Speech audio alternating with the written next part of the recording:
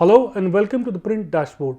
Over the past few weeks, thousands of vehicles deemed overage have been seized by the Transport Department in Delhi. India's scrappage policy is finally making some noise. And while vehicles above certain age are banned on Delhi's roads, is it time for a relook at the evolving emission norms as well as for a better understanding of what causes air pollution? To discuss this, we are back with Kushan Mitra, whose columns in the print have argued for more nuance on this issue. Welcome, Kushan. Welcome to the dashboard. Thank you, Anurag. Kushan, the Prime Minister announced the policy in 2021, the scrappage policy. Yeah. And now it's finally starting to, make some noise. Some action is happening, especially in Delhi. What exactly is happening on the ground?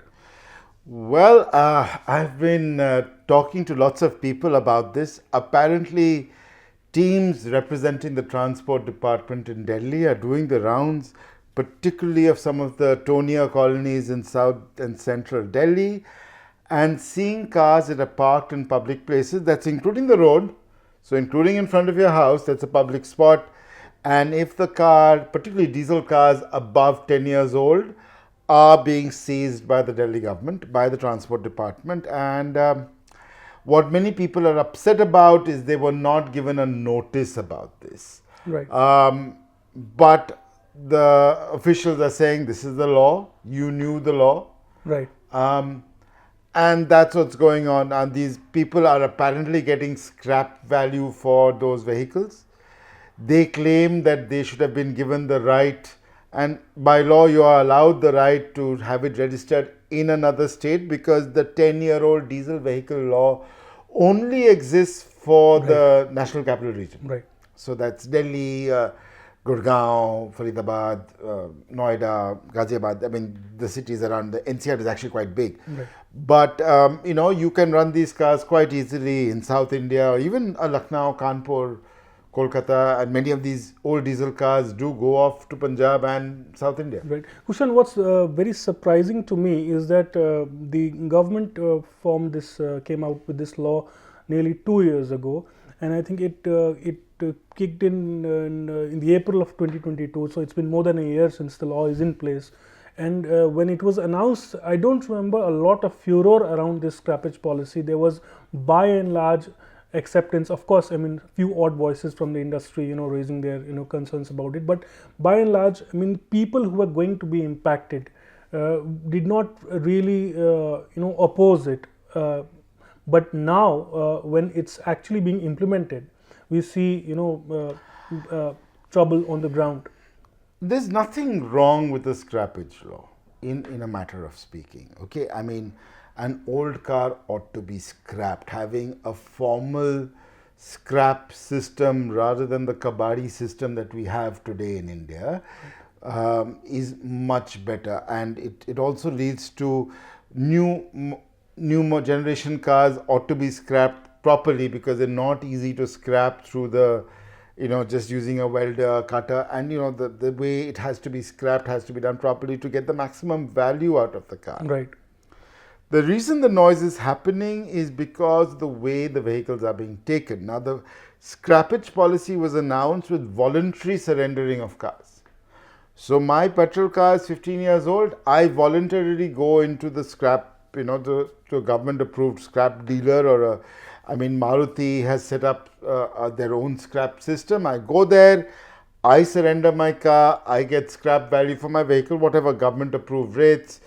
A small hatchback might get 1 lakh, a larger car could get 1.5 lakhs, whatever it is. Right. I get that money, I offset that against a new car purchase. Okay, that's the way it should be.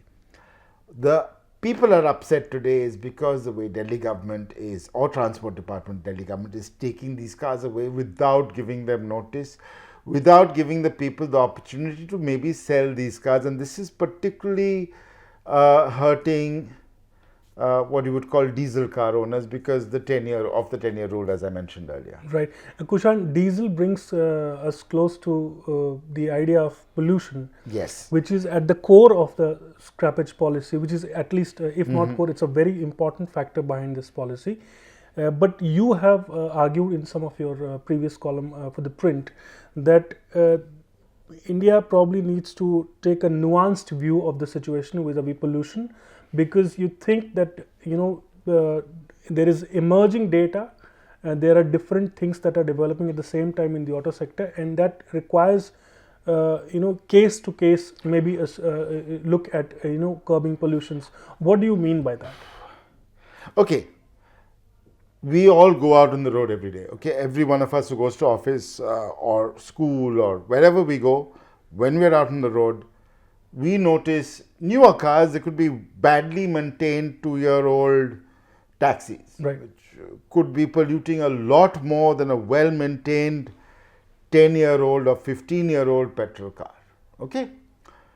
Now, what I mean to say is that if a car meets its fitness and pollution norms as the time it was bought, Right. as on the time it was bought. So, if a car was bought 10 years ago, if it meets Bharat Stage 4 emission norms, it should be allowed to run, particularly a petrol car, right? Now, why do I say that? Because in the West, what happens? It is like in Germany or in the UK, your car doesn't get a registration actually for 15 years. It only gets a registration for, initially a new car only gets it for 5 years. After 5 years, you go to a government authorized place where your car is tested for fitness. Right. Now, fitness can mean everything from the pollutions from the tailpipe to the safety standards of the car. Has it been in an accident? Is it fit to be on the roads? Right. We see vehicles all the time that are unfit to be on the roads. And, fitness includes the fact, are your tail lights and indicators functioning? Right. If they are not, the vehicle is unfit to be on the roads. If a vehicle is fit to be on the roads, it should be allowed to run. And one of the arguments I make over here, and I've written previously in the print, is that a lightly used old car is actually better for the environment than buying a new car, because we do not take in the total emissions and total environmental cost of a car. Right. There is an environmental cost to mining. That's mining the iron ore or the aluminium required in a car, the lithium required in an electric car. It's processing the steel, it's processing the lithium or that. Aluminium is an extremely energy intensive processing. Absolutely. And mining more resources costs, it has environmental costs. Because no, but we recycle the steel. That's not necessarily true. The high tensile steel used in new cars is almost always virgin steel. Virgin steel meaning it's freshly made steel, made from freshly mined iron. It's not recycled. Similarly with lithium on cells. There is a carbon cost to cars. We look at the total cost of ownership of a car, with not just the running cost, but also the sales and service cost.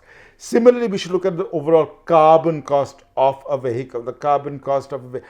And think about it. I'm a retired civil servant. I don't have an income, but you're asking me to buy a new car, even though my 15-year-old small hatchback has barely done 50,000 kilometers, Right. and I maintained it well. Is Right. it fair? Right. But Kushan, in India's scrappage policy, there are two windows for, I think if I'm not mistaken, for petrol cars. One at or just one probably at 10 years, when they'll get a window to get tested and then maybe renew the registration. But are you arguing for the fact that it should be a certain decadal or maybe 15-year time period should not be stipulated? I'm arguing that we now need to relook at emissions, particularly for scrappage. Now, we wanted a lot of the older vehicles to go away when we set in the 10-year rule. The NGT and the Supreme Court, when they set in the 10-year rule, they wanted older BS2 and BS3 or even BS4 vehicles to go away. If you recall, the government sped up the implementation of BS6. We skipped BS5 in India. Right. We went straight to BS6. Right. A BS6 car has 75% less particulate matter emissions, 90% less NOx emissions than a BS4 vehicle. Right. Right. How can you argue that a BS6 car is polluting? Should we have different norms for different emissions? Now, of course, you can say a badly maintained BS6 car, one that doesn't have its diesel particulate filter well maintained or its catalytic converter well maintained, will still pollute. So we actually need to fix the vehicle fitness and emissions norms. Now, we still don't have norms of electric cars. Right. They're not even in those norms. how do we say a hybrid car? I say it's a petrol car, but it's a hybrid. Now, a hybrid petrol car can give you an economy of up to 25 kilometers per liter, and when a car is giving 25 kilometers per liter, it has much less emissions as a result. Right, right. Have we even considered that into the norms? You know, it's very easy to make these sweeping, and this judgment was made at a time when we thought vehicular pollution was the biggest problem in the NCR. Right. But as you've learnt, even with vehicular pollution under control, it is things that like, you know, the construction happening in the NCR, the stubble burning, all of those also cause pollution in the air, particulate matter pollution in the air. In fact, recently when the Delhi government, last year if I recall, when they said no diesel cars on the road, they said BS4 and before diesel cars, BS6 diesel cars are allowed to run. So we should relook at the norms. I think the Supreme Court ought to take notice of this. Right. And I also think there needs to be a more nuanced view. We should look at vehicle fitness. We should in fact tax vehicles on the amount they emit. Right. Rather than anything else. Right. Kushan, before we let you go, the very last question, something that all our viewers would be interested in. Is it turning out to be a case of a policy, a legislation for which the infrastructure is not ready yet? Because we have had such examples, say vis-a-vis implementation of the GST. It came out in 2017, but you know, the infrastructure was not ready. There was a lot of bottlenecks, and it had to be ironed out. Similarly, I was reading it somewhere, there are just about 9 such scrappage centers in this country, and almost 5 of them are situated in NCR itself. So how do you see that?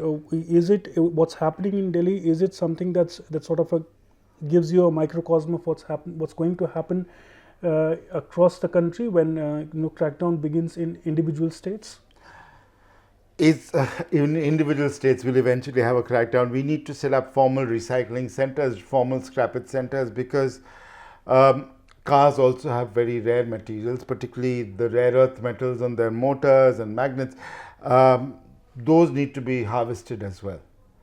Right now, in most parts of the world, when you give your car up for scrap, it's a kabadi, as I discussed, right? And there needs to be formal recycling, because a lot of the plastics, kabadi cannot process those plastics, but whereas those plastics can be recycled in a certain way. And it's the same problem we're having with e-waste as well. Right. We need a proper way to process the e-waste that we have, and that will involve setting up hundreds of recycling centers across the country. Right. And it's a great business opportunity, actually, if you'd ask me, setting up proper recycling. But you set up a car recycling center, you can also do it for e-waste. You can do it for other machines as well. Right. So that is there. And the scrappage policy, of course, Delhi, because it had, the NCR has always had the most number of vehicles. It's always been India's largest car market.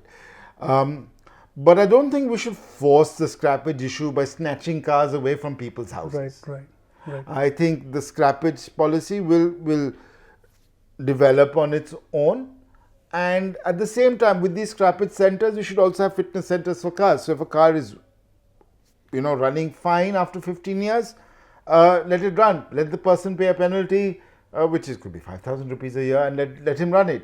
Eventually, that penalty can keep on increasing, where the person will eventually say, you know what, it's not worth keeping this car anymore, let me scrap it. So if he has to pay 20,000 rupees after running a car for 20 years, that, you know, it doesn't make sense, let me scrap the car. Right. Well, that's the word from Kushan. We leave it here.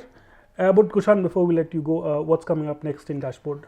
Oh wow, I had a conversation with Toyota's MD, which you've already read, and we are also going to be looking at next week. I will be writing an interesting column meeting Rohan Verma of MapMyIndia.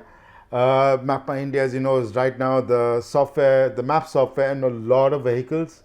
It's not on Google Maps, but it's there on the inbuilt maps on many cars, which is, you know, Hyundai, Kia, Audi, Mercedes, and even Apple Maps now. So I really hope to have an interesting conversation with him. We are also going to be talking to Santosh Iyer of Mercedes-Benz about the luxury car market. Well, then that's a lot of action in Dashboard coming up.